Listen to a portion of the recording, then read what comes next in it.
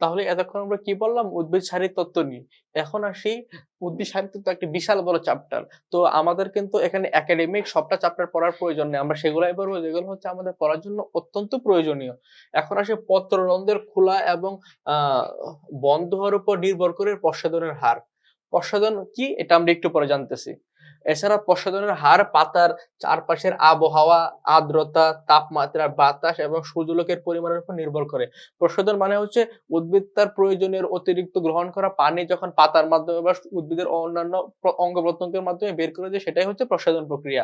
তো পত্ররন্ধ্রের খোলা এবং বন্ধ নির্ভর করে প্রসাধনের হার। অর্থাৎ পত্রের যে রন্ধ্রগুলো থাকে পাতার মধ্যে যে সূক্ষ্ম, সূক্ষ্ম ছিদ্রগুলো থাকে সেগুলো কখন বন্ধ হবে কখন খুলবে সেগুলোর উপর নির্ভর করে প্রসাধনের হার। এবং প্রসাধনের হার পাতার চারপাশের আবহাওয়া, তারপরে হচ্ছে কি আর্দ্রতা, তারপর হচ্ছে তাপমাত্রা, বাতাস এবং সূর্যালোকের পরিমাণের উপর নির্ভর করে এবং উদ্ভিদ কি পরিমাণ জল হারায় তা নির্ভর করে আকার এবং কি পরিমাণ জল মূলের মাধ্যমে শোষণ করা হয় তার উপর। তাহলে আমরা কি জানলাম? উদ্ভিদ কি পরিমাণ জল হারায় তা নির্ভর করে এর আকার অর্থাৎ এর আকারটা এবং হচ্ছে কি পরিমাণ জল মূলের মাধ্যমে শোষণ করে অর্থাৎ মাটি থেকে মূলের মাধ্যমে শোষণ করে সেটার উপর নির্ভর করে। এখন আসি প্রসাধন প্রক্রিয়া। উদ্ভিদ যে শারীরবৃত্তীয় প্রক্রিয়ায় তার বায়বীয়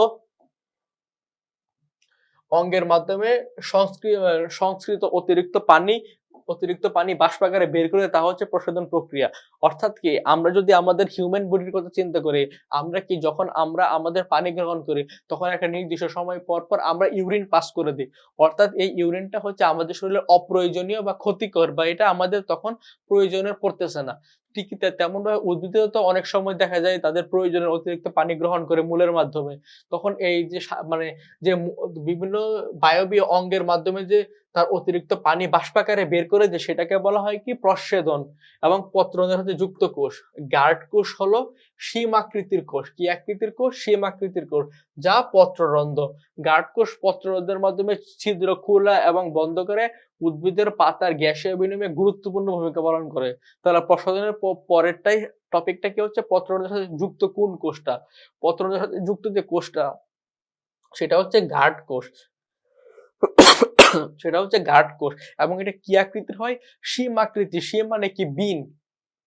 যা পত্ররন্ধ্র গার্ড কোষ পত্ররন্ধ্রের ছিদ্র খোলা এবং বন্ধ করে উদ্ভিদের পাতার গ্যাসীয় বিনিময়ে গুরুত্বপূর্ণ ভূমিকা পালন করে। অর্থাৎ উদ্ভিদ যে অক্সিজেন ছাড়ে এবং কার্বন ডাই অক্সাইড গ্রহণ করে সেই গ্যাসীয় বিনিময়ে গুরুত্বপূর্ণ ভূমিকা পালন করে। এখন আসি উদ্ভিদের পানি শোষণ। উদ্ভিদের পানি শোষণ। সাধারণভাবে উদ্ভিদ তার মূল রোমের মাধ্যমে মাটির কৈশিক পানি শোষণ করে। অর্থাৎ এই যে যদি ধরি আমরা এটা হচ্ছে একটা উদ্ভিদের ধরলাম মূল। তারপর এই যে অনেক কিছু ক্ষুদ্র, ক্ষুদ্র এখান থেকে শাখা-প্রশাখার মতো বের হয়। যদিও চিত্রটা হয় নাই। এরকম শাখা-প্রশাখার মতো বের হয়। সেগুলোকে বলে মূল রোম। মূল থেকে মাটির যে কৈশিক পানি আছে সেটা শোষণ করে। প্রসাধনের ফলে পাতার কোষে ব্যাপন চাপ ঘাটতির সৃষ্টি হয়। এর ফলে পাশের কোষ থেকে পানি কোষের দিকে ধাবিত হয়। ব্যাপন কি আমরা সবাই জানি। অধিক ঘনত্বের স্থান থেকে কম ঘনত্বের স্থানে ছড়িয়ে পড়া। অর্থাৎ প্রসাধনের ফলে পাতার কোষের যে ব্যাপন চাপ ঘাটতির সৃষ্টি হয় এর ফলে পাশের কোষ থেকে পানি এই কোষের দিকে ধাবিত হয়। এটা হচ্ছে উদ্ভিদের পানি শোষণ প্রক্রিয়া। এখন আসি উদ্ভিদের খনিজ লবণ শোষণ প্রক্রিয়া। অধিকাংশ উদ্ভিদ পানির সাথে কিছু পরিমাণ খনিজ লবণ শোষণ করে। কিছু লবণ মূল রোম দিয়ে শোষিত হলেও মূলের অগ্রভাগের কোষ বিভাজন অঞ্চলে শোষণ অঞ্চল হিসেবে কাজ করে। খনিজ লবণ শোষণ হয় আয়ন হিসাবে। পরীক্ষায় আসার মতো গুরুত্বপূর্ণ একটা এমসিকিউ। খনিজ লবণ শোষিত হয় আয়ন হিসাবে। এবং প্রধানত শোষণটা হয় প্রধানত কত উপায়ে? ২ টি উপায়ে। প্রধানত কত উপায়ে? ২ টি উপায়ে। নিষ্ক্রিয় শোষণ এবং হচ্ছে সক্রিয় শোষণ।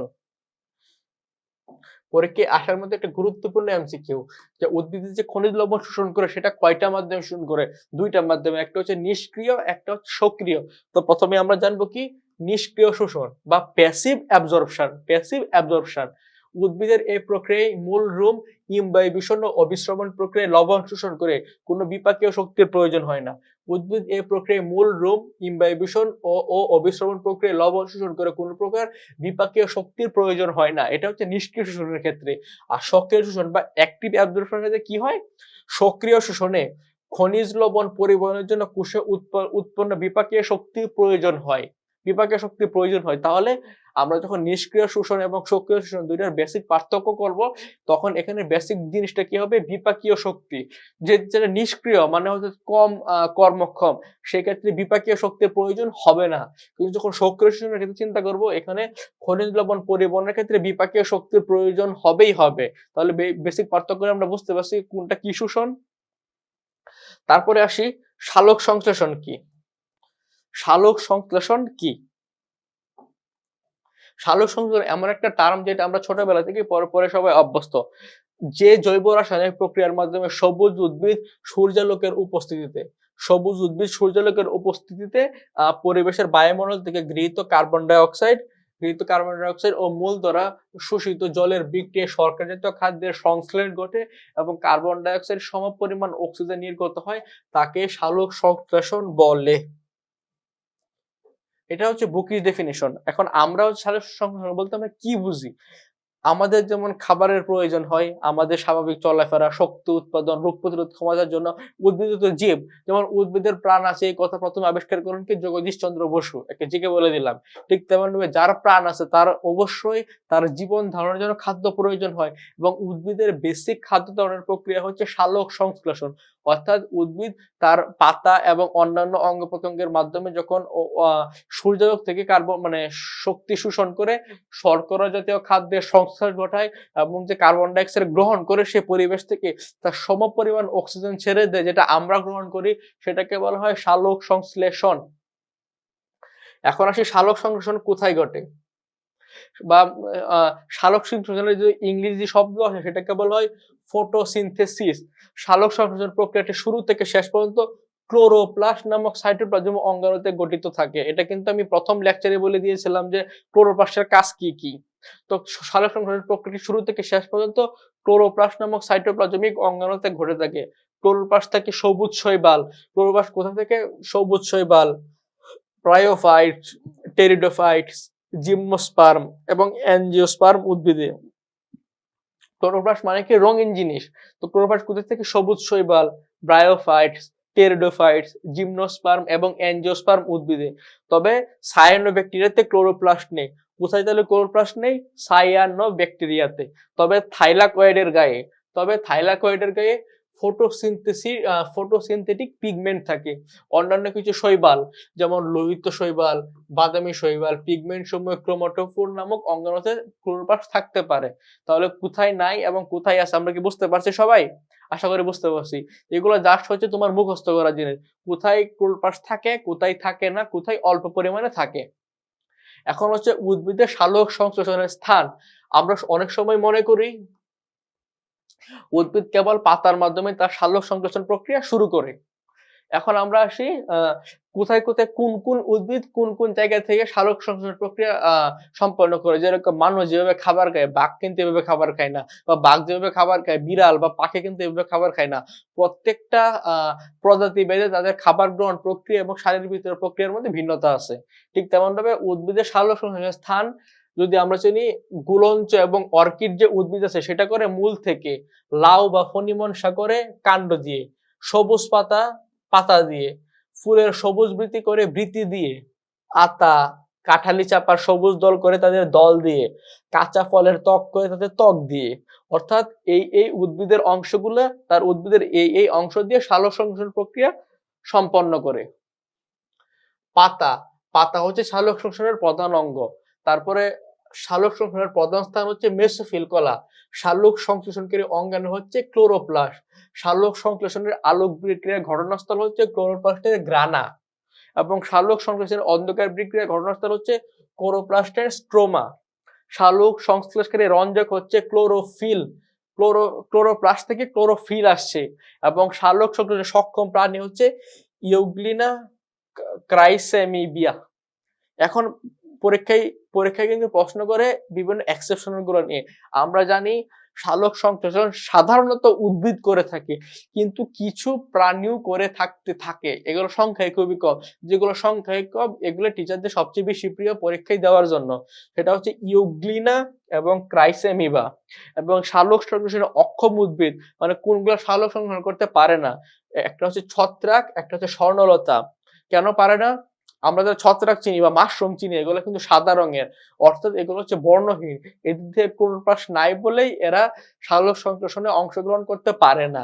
এবং স্বর্ণলতা, আমরা দেখবো বিভিন্ন এরকম ফ্যাকাশে এক ধরনের লতা আছে যেগুলো গাছের মধ্যে এরকম পেঁচায় থাকে।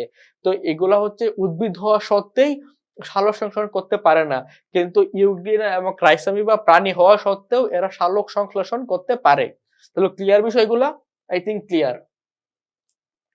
এখন আসি ফটো সিস্টেম।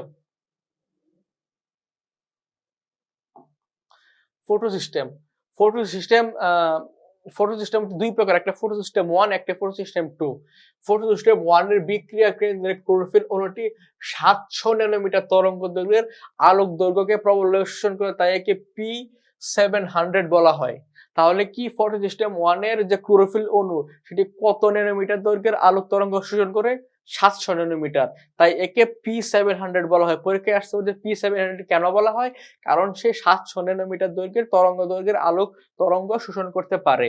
এবং ফটো সিস্টেম 2 যেটা, সেটা হচ্ছে বিক্রিয়ায় কিন্তু ক্লোরোফিল অণুটি 680 ন্যানোমিটার তরঙ্গ দৈর্ঘ্যের আলোক তরঙ্গ প্রবলভাবে শোষণ করতে পারে। সেই জন্য একে বলা হয় P680 বা P680।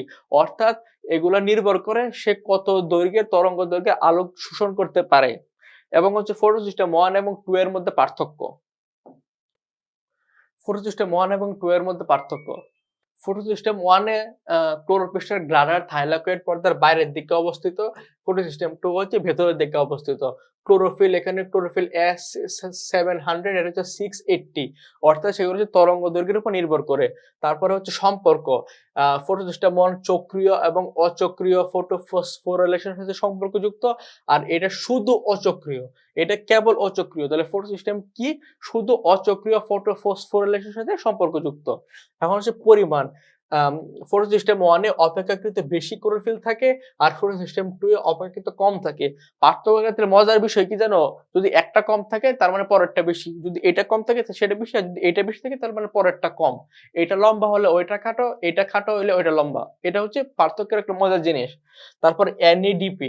NADP বিজারণে প্রোটন প্রদান করে, আর এখানে NADP বিজারণের জন্য প্রোটন করে না। এখানে হচ্ছে NADP বিজারণে প্রোটন প্রদান করে, আর এখানে হচ্ছে এটাও NADP বিজারণে প্রোটন প্রদান করে। তারপর হচ্ছে ঘাটতি ইলেকট্রন। ঘাটতি ইলেকট্রন ফটো সিস্টেম 2 থেকে এসে পূরণ করা হয় ফটো সিস্টেম 1 এ, ফটো সিস্টেম 2 থেকে এসে ঘাটতি ইলেকট্রন গুলো পূরণ করে, আর এখানে ফটো সিস্টেম 2 এ পানি থেকে এসে পূরণ হয়। পানি থেকে এসে পূরণ হয়।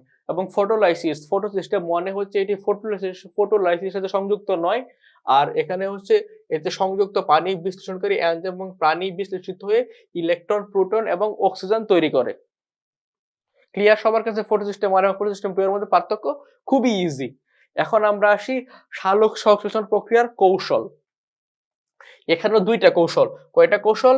দুইটা। একটা হচ্ছে আলোক নিরপেক্ষ পর্যায়, একটা হচ্ছে আলোক নির্ভর পর্যায়। তো আমরা কিন্তু সাধারণভাবেই একটা জিনিস বুঝতে পারতেছি যে আলোক নির্ভর এবং আলোক নিরপেক্ষ মানে কি। আলোক নির্ভর পর্যায় হচ্ছে যে প্রক্রিয়া সম্পন্ন করতে আলোর প্রয়োজন হবেই হবে। আর আলোক নিরপেক্ষ হচ্ছে এখানে আলো প্রয়োজন পড়তেও পারে, না পড়লেও ক্ষতি নাই। একটা হচ্ছে আলো দরকার হবেই হবে, মানে সূর্যালোক আরকি। আরেকটা হচ্ছে আলো দরকার পড়তেও পারে, নাও পড়তে পারে। এখন আসি আলোক নির্ভর পর্যায়।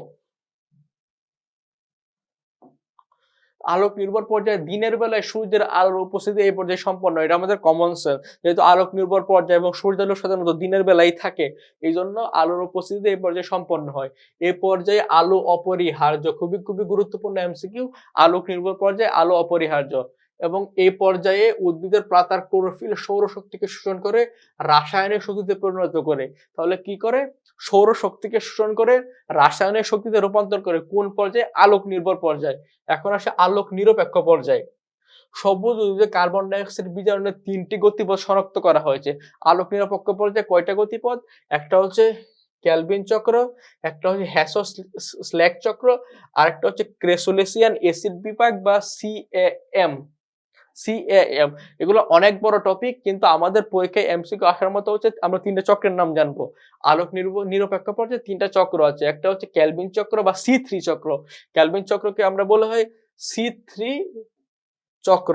হ্যাচ-স্ল্যাক চক্রকে বলা হয় C4 চক্র এবং ক্রেসুলেসিয়ান অ্যাসিড বিপাক বা মেটাবলিজম বা CAM প্রক্রিয়া। এখন আমাদের পরীক্ষায় C3 এবং তোমাদের কিন্তু বলবে না C3 চক্র ব্যাখ্যা করো, C4 চক্র ব্যাখ্যা করো, কোনটার মধ্যে কি বেসিক পার্থক্য সেটা আমাদের জানতে হবে।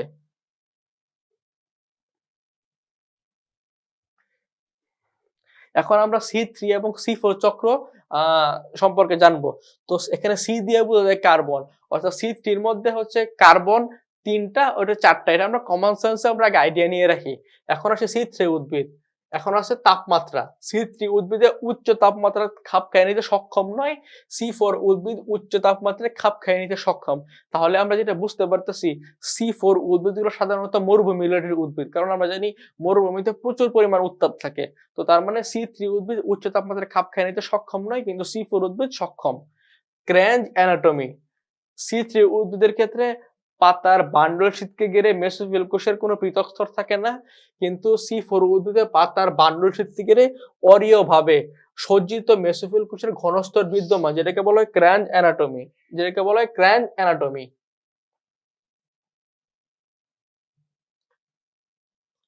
C3 ক্ষেত্রে ক্লোরোপ্লাস্টের প্রকার, গঠনগতভাবে ক্লোরোপ্লাস্ট একই রকম, কিন্তু C4 এর ক্ষেত্রে ক্লোরোপ্লাস্ট গঠনগতভাবে দুই রকম।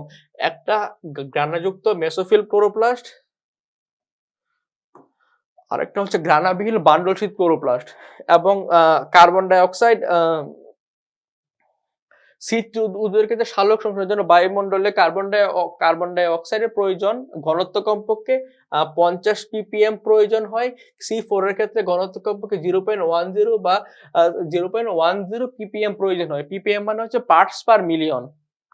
এবং বিক্রিয়া, C3 ক্ষেত্রে মেসোফিল কোষে আলোক বিক্রিয়া এবং ক্যালভিন চক্র সম্পন্ন হয়। C4 এর ক্ষেত্রে মেসোফিল কোষে আলোক বিক্রিয়া এবং বান্ডলশীট কোষে সম্পন্ন হয়। এবং উৎপত্তি, মনে করা হয় C3 উদ্ভিদ সাধারণত অপেক্ষাকৃত শীত প্রধান অঞ্চলে উৎপত্তি লাভ করেছে এবং C3 উদ্ভিদ অপেক্ষাকৃত উষ্ণমণ্ডলে অঞ্চলে উৎপত্তি লাভ করেছে। এটাকে আমি কিন্তু প্রথমেই বলে দিয়েছিলাম যে যেহেতু উচ্চ তাপমাত্রায় খাপ খাইয়ে নিতে সক্ষম নয়, তাহলে সাধারণত এগুলো হচ্ছে মরু অঞ্চলের উদ্ভিদ। আর C4 যেহেতু উচ্চ তাপমাত্রায় খাপ খাইয়ে নিতে সক্ষম, তার মানে এগুলোকে যেখানে তাপমাত্রা বেশি থাকে, অর্থাৎ তাপমাত্রা কোথায় বেশি থাকে, মরুভূমিতে বা বিভিন্ন মিডল ইস্ট কান্ট্রি গুলাতে, সেগুলোতে খাপ খাইয়ে নিতে সক্ষম।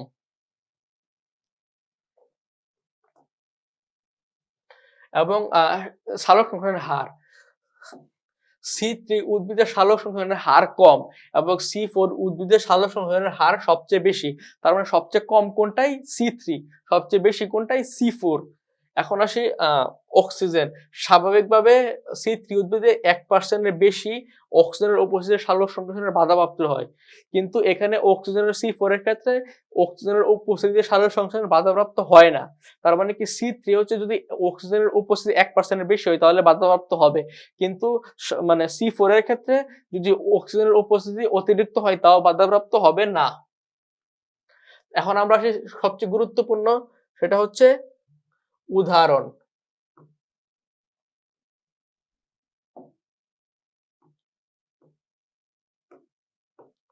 পরীক্ষায় খুবই আসে যে নিচের কোনটি C3 উদ্ভিদ, কোনটি C4 উদ্ভিদ। C3 উদ্ভিদ মধ্যে ধান, গম, বার্লি, আম, জাম, কাঁঠাল সহ প্রায় 85% উদ্ভিদ হচ্ছে C3 উদ্ভিদ, অর্থাৎ বিশ্বে C3 উদ্ভিদ বেশি। আর গিনি ঘাস, ইক্ষু, ভুট্টা, মুথা ঘাস, এগুলো হচ্ছে C4 উদ্ভিদ। তাহলে কোনটা C3 উদ্ভিদ, কোনটা C4 উদ্ভিদ আমরা জানলাম। C3 হচ্ছে ধান, গম, বার্লি, আম, জাম, কাঁঠাল সহ 85% উদ্ভিদ। C4 হচ্ছে গিনি ঘাস, ইক্ষু, ভুট্টা, মুথা ঘাস, এগুলা। তাহলে আমরা কি জানতে পারলাম? এখন আসি আমরা লিমিটিং ফ্যাক্টর সম্পর্কে। লিমিটিং ফ্যাক্টর হচ্ছে যদি একটি শারীরবিজ্ঞানিক প্রক্রিয়ায় একাধিক ফ্যাক্টর দ্বারা নিয়ন্ত্রিত হয়, তবে সবচেয়ে যে ধীরগতি সম্পন্ন ফ্যাক্টর দ্বারা শারীরবিজ্ঞানিক প্রক্রিয়ায় হার নিয়ন্ত্রিত তাকে বলা হয় লিমিটিং ফ্যাক্টর। অর্থাৎ একটি শারীরবিজ্ঞানিক প্রক্রিয়া বা শারীরবৃত্তীয় প্রক্রিয়ায় যখন একাধিক ফ্যাক্টর দ্বারা নিয়ন্ত্রিত হবে বা একাধিক মিডিয়াম দ্বারা নিয়ন্ত্রিত হবে, তবে সবচেয়ে যে ধীরগতি সম্পন্ন বা স্লো যেটা, সেটাকে বলা হবে লিমিটিং ফ্যাক্টর। এখন আসি শ্বসন। উদ্ভিদের তো অবশ্যই শ্বসন প্রয়োজন। তো শ্বসন, যে জৈব রাসায়নিক প্রক্রিয়ায় জীব কুসুস্থ জটিল জৈব জগৎ জারিত হয়, ফলে জৈব জগৎ সঞ্চিত স্থিতিশক্তি রূপান্তরিত হয়ে গতিশক্তিতে পরিণত হয়। শ্বসন মানে হচ্ছে সঞ্চিত, শ্বসন মানে কিন্তু আমরা শ্বাস ছাড়লাম, শ্বাস গ্রহণ করলাম, বিষয়টা এমন না। অর্থাৎ শ্বসনের অভ্যন্তরীণ কার্যক্রম হচ্ছে স্থিতিশক্তি রূপান্তরিত হয়ে গতিশক্তিতে রূপান্তরিত হবে। তখন তাকে বলে শ্বসন বা রেসপিরেশন। শ্বসনের ফলে যে শক্তি নির্গত হয় তা বিভিন্ন শক্তি শোষণকারী কার্যকলাপে ব্যয় হয়। অর্থাৎ যে শক্তিটা উৎপন্ন হবে সেটা বিভিন্ন শোষণকারী কার্যকলাপে ব্যয় করা হবে। এখন আমরা সবাত শ্বসন এবং অবাত শ্বসনের মধ্যে পার্থক্য পড়ব। সবাত শোষণ এবং অবাত শোষণের মধ্যে পার্থক্য। তো আমরা সবাই জানি সবাত শোষণ অক্সিজেনের উপস্থিতিতে ঘটে, আর অবাত শোষণ অক্সিজেনের সাধারণত অনুপস্থিতিতে ঘটে। তার মানে কি, সবাত শোষণ হচ্ছে মুক্ত অক্সিজেনের উপস্থিতিতে ঘটে, অবাত শোষণ মুক্ত অক্সিজেনের অনুপস্থিতিতে ঘটে। শ্বসন বস্তু সম্পূর্ণরূপে জারিত হয়, শ্বসন বস্তু আংশিক রূপে জারিত হয়। এটা হচ্ছে সবাত শোষণের ক্ষেত্রে। সবাত শোষণ শ্বসন বস্তু সম্পূর্ণরূপে জারিত হয়, অবাত শোষণ শ্বসন বস্তু আংশিক রূপে জারিত হয়। সবাত শোষণে অধিক পরিমাণ এটিপি উৎপন্ন হয়, অবাত শোষণে অল্প পরিমাণ এটিপি উৎপন্ন হয়। তাহলে কি আমরা এতক্ষণ পার্থক্যটা বললাম, কোনটা সবাত শোষণ কোনটা অবাত শোষণ। আমরা সবাই জানি সবাত শোষণের ক্ষেত্রে অক্সিজেনের প্রয়োজন পড়ে, অবাত শোষণের ক্ষেত্রে অক্সিজেনের প্রয়োজন পড়ে না। এবং সবাত শোষণের ক্ষেত্রে শ্বসনিক বস্তু সম্পূর্ণরূপে জারিত হয়, অর্থাৎ বিক্রিয়া সম্পন্ন করে অভ্যন্তরে। কিন্তু অবাত শোষণে শ্বসনিক বস্তু আংশিক জারিত হয় বা অল্প পরিমাণ জারিত হয়। সবাত শোষণে অধিক পরিমাণ এটিপি উৎপন্ন হয়, কারণ এটিপি মানে কি, অ্যাডিনোসিন ট্রাইফসফেট, অ্যাডিনোসিন ট্রাইফসফেট। আর অবাত শোষণে অল্প পরিমাণ এটিপি উৎপন্ন হয়, কারণ যেহেতু এখানে শক্তির উৎপন্ন শ্বসন মানে বস্তু জারিত হয় বেশি, তার মানে শক্তি উৎপন্ন হবে বেশি, এজন্য এটিপি উৎপন্ন হবে বেশি। আর অবাত শোষণে যেহেতু জারিত হয় কম, এজন্য এটিপি উৎপন্ন হয় কম। তাহলে কি, আজকের আমাদের টপিক ছিল হচ্ছে অণুজীব এবং উদ্ভিদ সারির তত্ত্ব। তো এটা হচ্ছে খুবই খুবই গুরুত্বপূর্ণ টপিক, যেটা হচ্ছে আমরা পরীক্ষায় এখান থেকে প্রায় 3 থেকে 4টা এমসিকিউ আসার মতো। তো এই ছিল আজকে আমাদের আলোচনার টপিক। এতক্ষণ সবাইকে ধৈর্য সহকারে মেডিবির সাথে থাকার জন্য ধন্যবাদ।